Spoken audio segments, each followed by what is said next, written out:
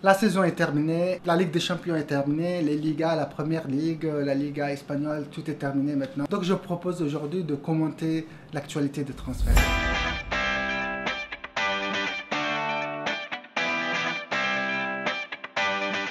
Donc le transfert a eu lieu dans le calme, loin de la presse, ce qui a permis à Liverpool de clôturer le transfert avec un montant qu'on peut dire raisonnable. 55 millions aujourd'hui, c'est vraiment pas cher.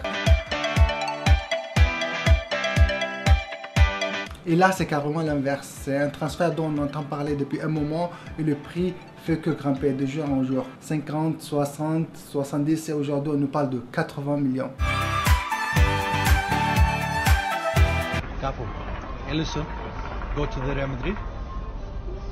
Yes, for me, yes. Finish? Finish. From Roma to Real Madrid. From Roma to Real Madrid, yes.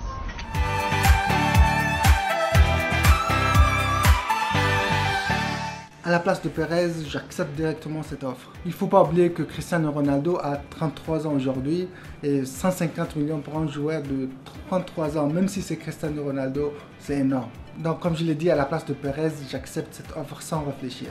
Avec 150 millions, j'ajoute un peu, je peux acheter 2 autres attaquants. Pourquoi pas Hazard et Kane. C'est vraiment une super offre et je ne comprends pas comment le PSG peut acheter Cristiano à ce prix. C'est énorme.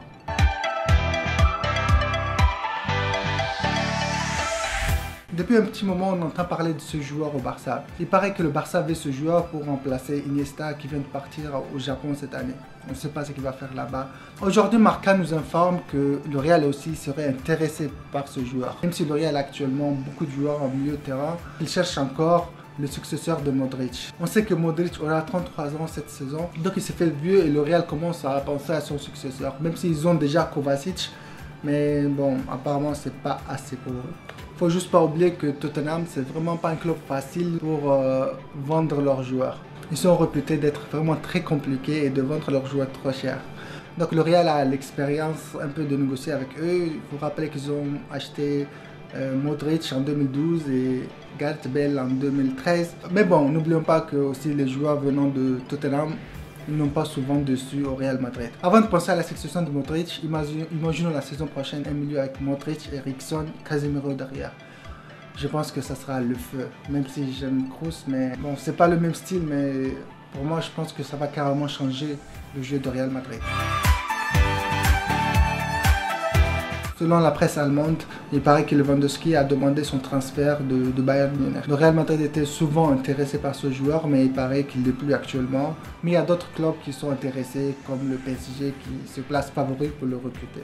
Ah, j'imagine même pas l'attaque du PSG s'ils réussissent à recruter tous ces joueurs dont on parle. Imaginez une attaque Mbappé, Cristiano, Lewandowski, Neymar et Cavani sur le banc. Wow, ça sera chaud et là, on peut leur donner la Champions League dès le début de la saison. C'est fait. Donc finalement, Salah est disponible pour la Coupe du Monde. Heureusement pour l'Égypte, il n'y aura aucun intérêt à regarder l'équipe d'Égypte sans Salah en Coupe du Monde. Donc heureusement pour eux, il y aura bien Salah. Voilà, c'est tout pour aujourd'hui. Faites-moi savoir si le format vous plaît en mettant un petit j'aime et en le disant dans le commentaire tout simplement. Et dites-moi aussi ce que vous avez pensé de l'épisode en général pour me permettre de m'améliorer et d'améliorer le contenu que je vous propose. Et dites-moi aussi, est-ce que vous pensez que le transfert de Cristiano au PSG, ça va plus avantager le PSG ou le Real Madrid, sachant que le prix de transfert pourrait atteindre 150 millions? À vos claviers.